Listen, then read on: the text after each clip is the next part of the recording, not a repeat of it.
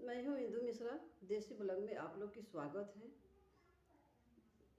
देसी ब्लॉग में आप लोग की स्वागत है। मैं ठंड तो बहुत लग रही है, आप लोग की ठंड लगती है तो आप लोग भाई आग का पिए इस्तेमाल करिए, रजाई वजाई की। मेरे को भी ठंड लग रही है। मैं घर के अंदर बैठी हूँ और मैं गाना गाने जा रही हूँ और देसी गाना है।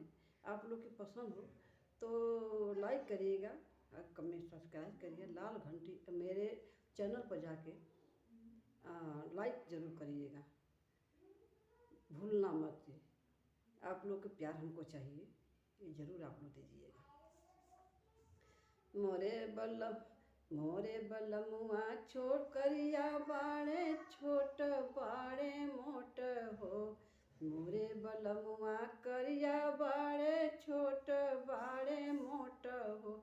मोरे बलमुआ करिया बाड़े छोट बाड़े मोट हो। काम धाम कुछ ना करे बैठल बैठल खाले हो। काम धाम कुछ ना कर बैठल बैठल खाले हो।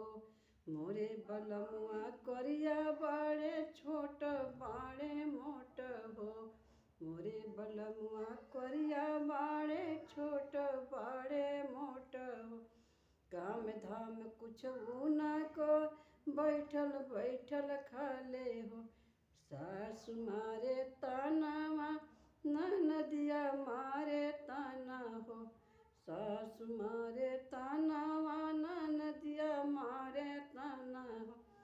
बड़ की जेठनिया कहे कौन उनके खाना हो। बड़ की जेठ कमाई धमाई कुछ ना करे बैठल बैठल खाले हो। एक कर मोही के कमर करी